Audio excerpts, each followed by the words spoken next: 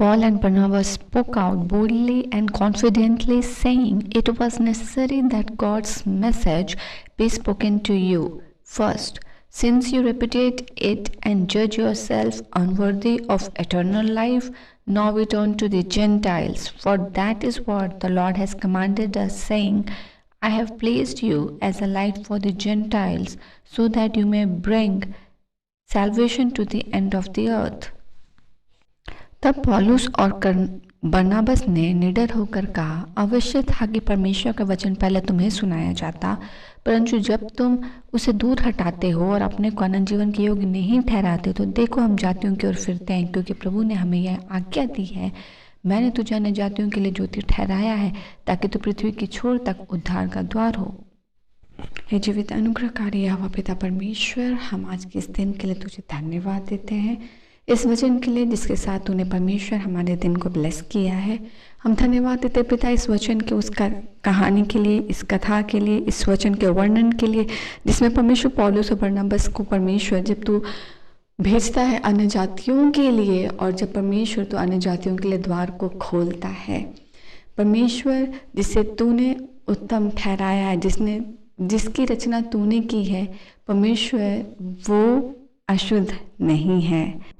हम पढ़ते हैं परमेश्वर प्रेरितों के ही परमेश्वर पुस्तक में जब लिखा जाता है कि पतरस को जब दर्शन मिलता है, पिता मेरे परमेश्वर वो देखता है कि कैसे ऊपर से एक चादर उतरी है और कैसे उसमें ढेर सारे जीव और जंतु हैं, आकाश के पक्षी है, जो परमेश्वर उस छत पर जब पतरस को भूख लगती है उसके सामने उतरता है और परमेश्वर से कहता है कि पतरस उठ और मार और खा।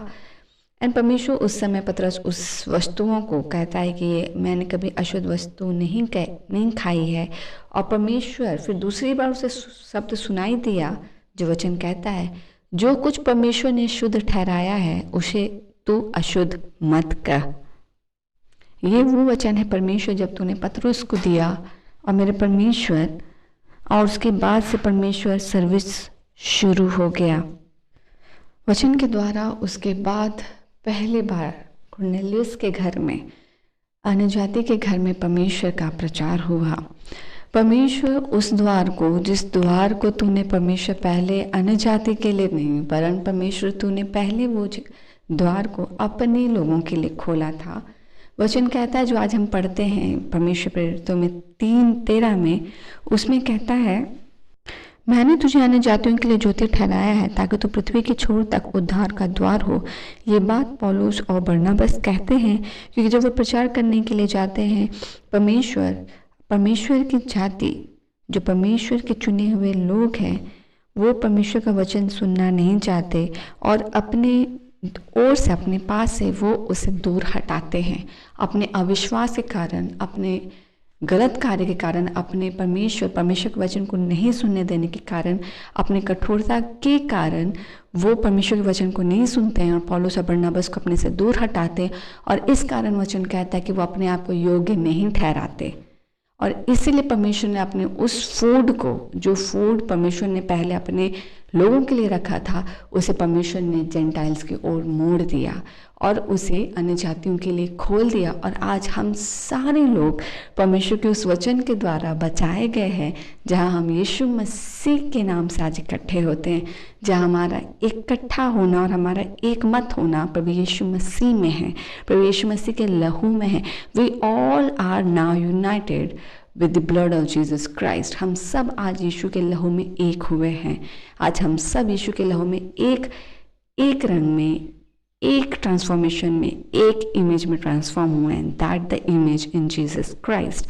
और इस आशीष के साथ हर एक मनुष्य को, हर एक अन्य जाति के हर एक बच्चे को, जो आज अन्य जाति नहीं रहे, जो हम थे, मगर आज जो हमारा अस्तित्व को परमेश्वर ने यीशु मसीह के लहू में चेंज करके पिता और पुत्र की रिलेशनशिप के साथ ब्लेस किया है, बेटा और बेटियों का अधिकार दिया है।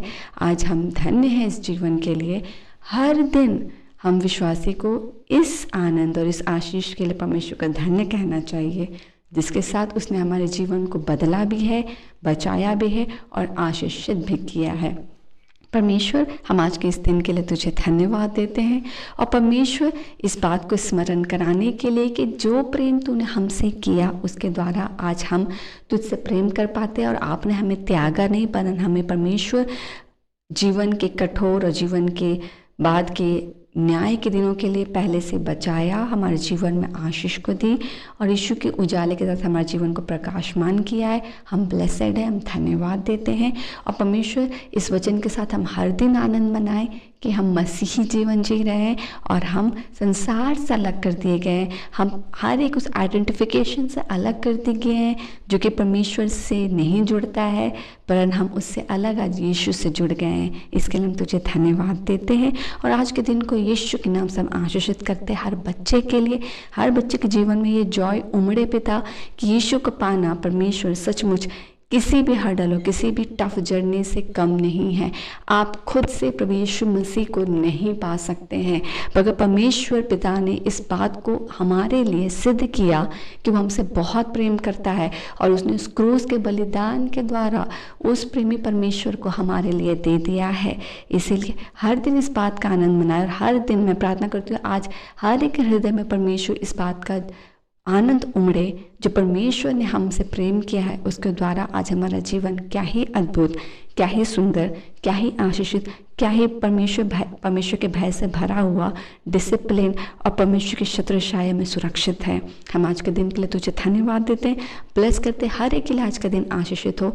हर कोई परमेश्वर आपके आनंद में आनंद मनाए, अपने जीवन को और ज़्यादा आपके लिए अभिमुख करे और हमारे जीवन की गवाही से आपको महिमा मिले। हर पेंडिंग वर्क आज पूरा हो, आने जाने में सुरक्षा प्रदान कर, मौसम में नियंत्रण, कि किसी को किसी रीति से ट्रबल ना हो। हम आपको सारी प्रार्थनाओं को आपकी वेदी में सौंपते हैं, आपको धन्यवाद देते हैं और इन सारी प्रार्थनाओं को मांगते हैं। फादर, अनुग्रह सुने, स्वर्ग के राज में ग्रहण कीजिए यीशु के नाम से, आमीन।